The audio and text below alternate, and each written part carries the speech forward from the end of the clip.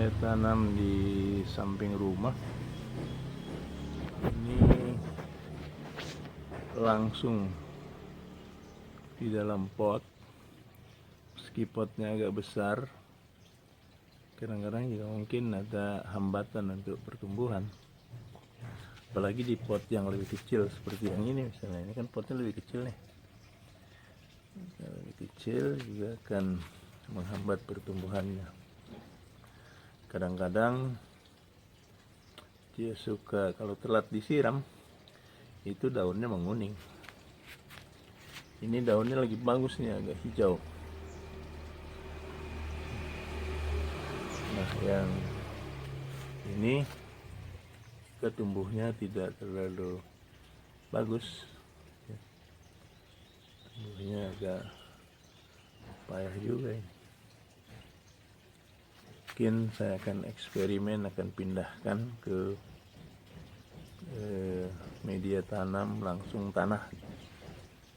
Pindahkan ke tanah mungkin akan jauh lebih bagus. Yang ini saya akan coba potong lagi batangnya supaya tumbuh daun-daun yang lebih hijau. Mungkin media tanamnya akan saya tambah sehingga dia akan tumbuh bagus.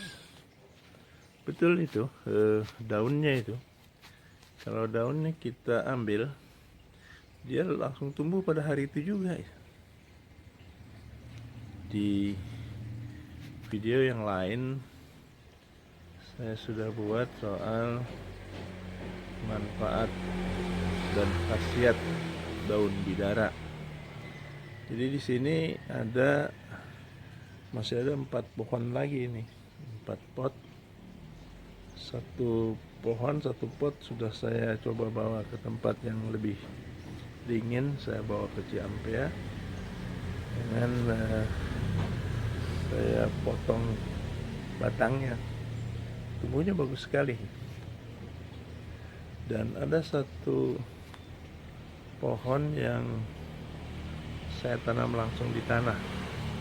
Itu kelihatan jauh lebih hijau dan bahkan sekarang sudah berbunga dan belajar berbuah. Coba nanti kita akan lihat, saya akan laporkan perkembangannya. Pohon yang saya tanam langsung ke media tanah. Tanahnya sih nggak subur-subur amat, tapi dia tumbuh dengan cukup baik, tidak pernah menguning seperti yang saya tanam di dalam pot. Lupa nyiram bisa menguning. Ini cabang baru yang tumbuh begitu. Wah, ini kelihatan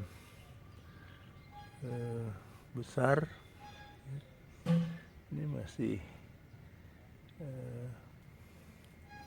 seperti penuh berair ya, tapi kan dia kayunya keras biasanya.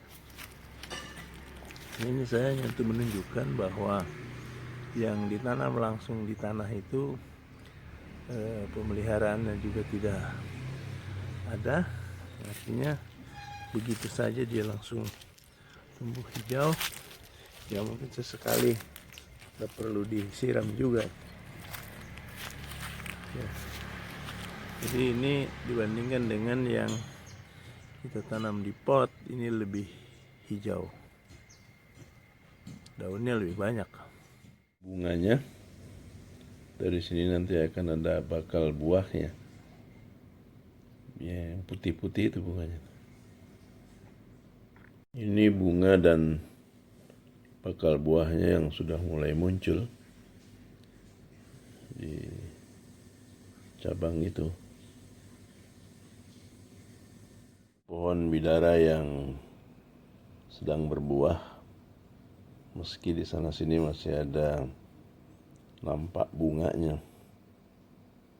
Buahnya kecil, berwarna hijau ketika masih mentah, dan nanti ketika sudah matang warnanya menjadi merah. Satu batang lah yang sudah mulai berbunga. Tuh, bunganya berbentuk payung, tumbuh di ketiak daun. Banyak ini bunganya.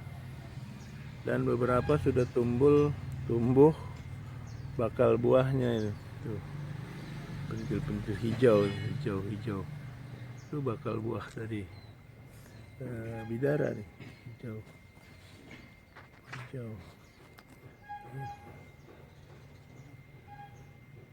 Yang agak besar dikit, nah ini agak besar dikit. Ya ini hijau agak besar dikit lah. Ini buahnya nggak terlalu besar juga sih. Ya itu yang paling besar kelihatannya. Ini bunganya banyak ini. Hampir di setiap ranting ada bunganya. Mudah-mudahan dia juga jadi buah. Dan nanti kita akan coba seperti apa buahnya. Katanya buahnya manis, terutama bila sudah matang.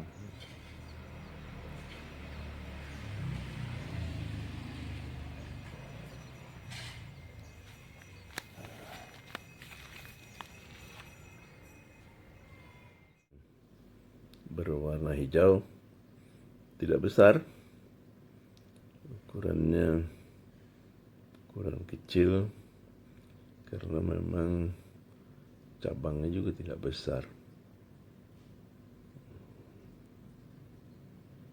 Kalau sudah matang, dia berwarna merah ini seperti ini.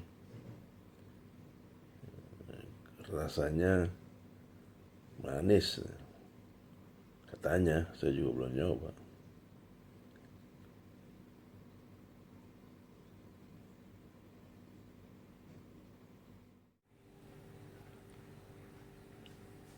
Baiklah, kalau kita lihat tayangan tadi, itu berisi tentang tayangan pohon bidara dan perkembangan pohon yang kami tanam di sekeliling atau di sekitar halaman rumah. Mungkin juga di sini kita akan simak beberapa manfaat dari daun bidara, dan kita akan juga lihat soal buah bidaranya. Bidara atau widara adalah sejenis pohon penghasil buah yang tumbuh di daerah kering. Tanaman ini dikenal pula dengan berbagai nama daerah seperti widara Sunda Jawa atau dipendekkan menjadi dara Jawa, bukol bahasa Madura, bekul bahasa Bali, kok bahasa Sau, kok rote, kom atau kon Timor, bedara Alor, bidara Makassar Bugis, rangga Bima, serta kalangga Sumba. Sebutan di negara-negara lain diantaranya bidara, jujub, epal, siam, Malaysia, manzanitas Filipina, zipen, Burma, putrea, Kamboja, tan Laos, tau Nahuk, Vietnam. Dalam bahasa Inggris dikenal sebagai jujube, Indian jujube, Indian plum atau Chinese apple. Dalam bahasa Perancis dikenal dengan jujubir. Tanaman perdu ini biasanya bengkok, tinggi hingga 15 meter dan diameter batang hingga 40 cm. Cabang menyebar dan acap menjuntai dengan ranting, tumbuh simpang siur dan berambut pendek. Daun penumpu berupa duri atau berbentuk pasangan, di mana yang kedua lebih pendek dan melengkung, kadang-kadang tanpa duri. Durinya galak ini dia. Bunga berbentuk payung, tumbuh di ketiak daun, panjang 1-2 cm, berisi 7-20 kuntum. Ukurannya kecil, bergaris tengah antara 2-3 mm, kekuningan, sedikit harum, bertangkai, kelopak bertajul 5 bentuk delta, menyegitiga, berambut di luarnya dan gundul di sisi dalamnya.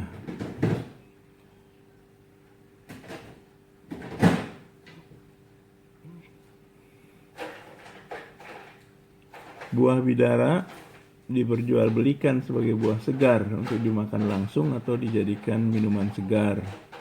Di beberapa tempat, buah ini juga dikeringkan, dijadikan manisan atau distup. Buah muda dimakan dengan garam atau dirujak. Buah dari pohon yang meliar, kecil-kecil dan agak pahit rasanya. Buah bidara merupakan sumber karoten, vitamin A dan C, serta lemak. Daun-daunnya yang muda dapat dijadikan sayuran, daunnya yang tua untuk pakan ternak. Rebusan daunnya diminum sebagai jamu. Daun-daun ini membusa seperti sabun apabila diremas dengan air. Dan digunakan untuk memandikan orang yang sakit demam.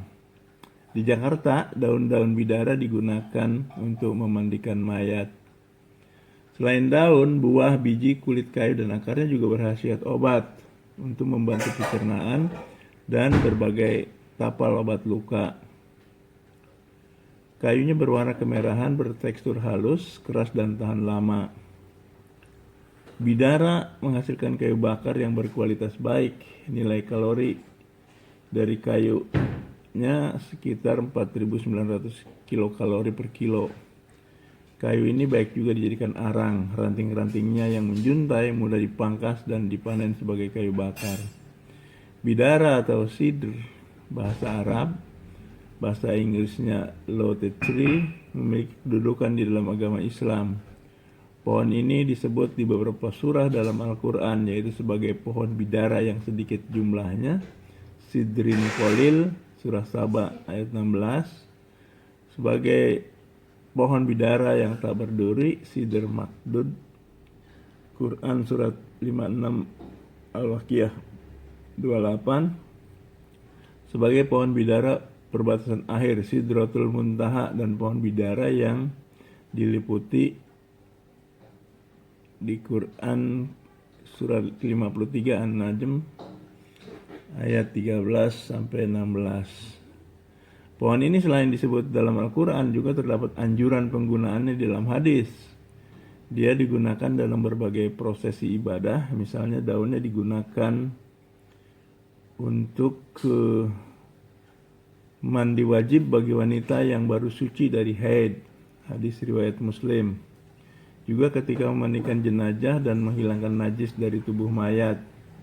Jenazah disarankan dimandikan dengan air yang dicampur daun bidara, hadis riwayat Bukhari Muslim. Daun bidara juga kadang kala dipergunakan dalam proses ruqyah untuk mengobati orang yang kesurupan. Jadi itu tadi soal berbagai kegunaan daun, terutama daun bidara, dan kita lagi tertarik dengan buahnya ini karena pohon yang kami tanam itu sedang dalam proses berbuah, menghasilkan buah. Saya kira begitu saja untuk kali ini. Nanti kita akan laporkan lagi jika ada perkembangan, terutama terkait dengan perkembangan buah bidara yang kami tanam. Terima kasih. Assalamualaikum warahmatullahi wabarakatuh.